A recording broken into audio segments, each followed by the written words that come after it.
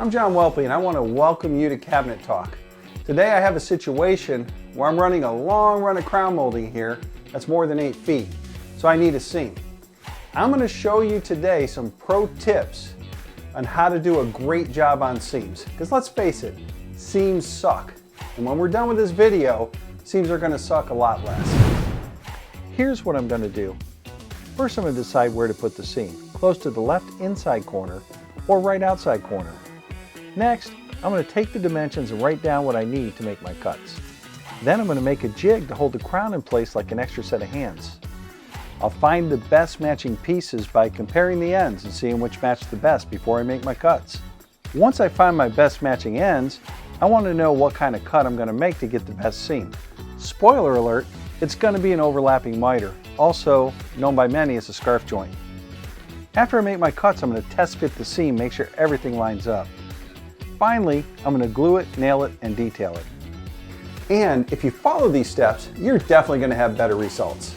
Let's get going. Okay, so I'm looking at this riser molding and I'm going to add this long piece of crown where I have to have a seam. Where am I going to put it? The first thing I'm going to do is look at my cabinet layout or design notes and see if the seam location is specified on my drawings. So I'm deciding to put the seam on the right side. And the reason I'm doing that, if you look at this close up here, you'll see that I already have a seam in the riser on the left. I don't want two seams right next to each other drawing attention to each other and competing. So I'm going to put one seam on the right, one on the left, and I'm going to do my best to hide both of them. And this way I'm not having two seams too close together to draw attention to each other.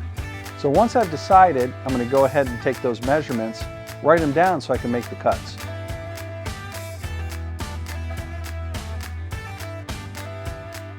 So before I started this, I put some small pieces of blue tape so you can see where my pencil line is, and that's where I'm going to put my crown. Now that I have that marked off, I'm going to take a couple pieces of wood and make a jig and clamp it to the cabinets. So why am I making a jig? Because I know I can't get a good seam if I'm holding two pieces of molding, a bottle of glue, a nail gun, and God knows what with just two hands. So I don't want to create a disaster scene. I want to put a seam on my crown. First, I'm going to measure down to where I'm going to clamp the jig to the cabinet. I want to make sure that there's no hinges or plates or anything in the way. That will also determine how tall I need to make the jig. Then I'm going to go ahead and cut an L-shaped piece out of some scrap wood, glue it together, and voila, I'm ready to go.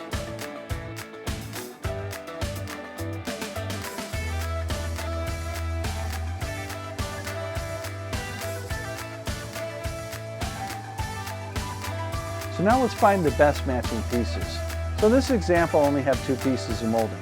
That means I only have two possible combinations.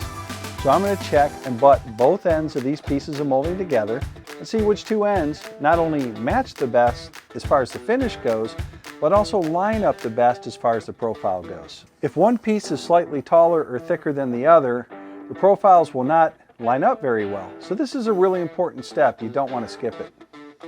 Now I'm going to mark the ends that I'm going to cut. So for the best results, I'm doing a 22.5 degree overlapping joint. This is just like cutting a scarf joint in a beam.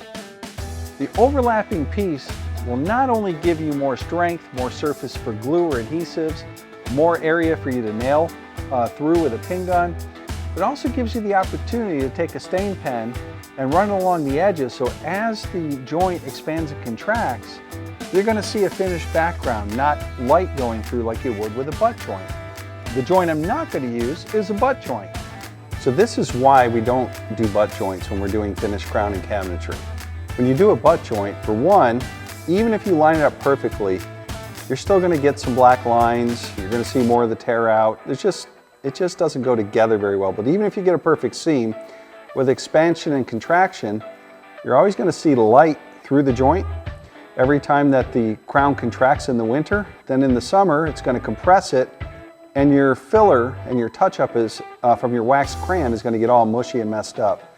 So sometimes it'll just expand a little bit at the top or a little bit at the bottom. But whenever you do a butt joint, you're constantly touching it up. And also, it's not a very secure joint.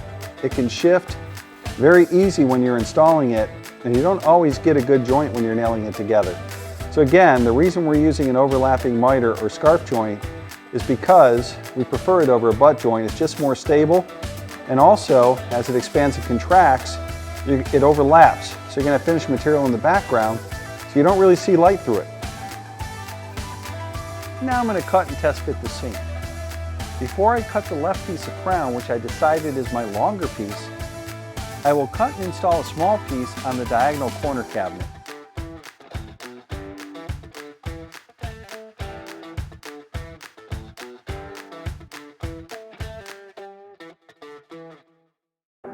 So now that I have installed the diagonal piece in the corner, I had already cut my long piece in the shop, so I'm going to install that next.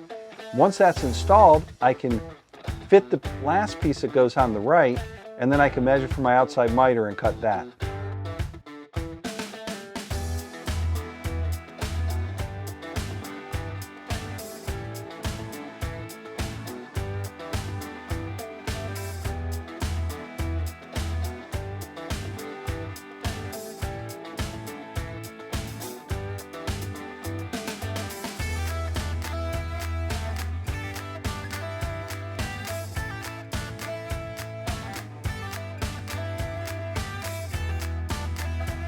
Before I nail the outside piece, I will use my touch-up pen along the edges of both pieces. And I'm doing this to make sure, as that seam expands and contracts, that you don't see light or you don't see raw wood. You just see a finish in the background.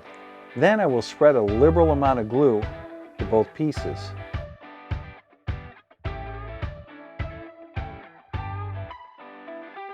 Now I can line up my seam, nail it in place, and nail it to the riser. I will shoot one or more nails into the seam as well.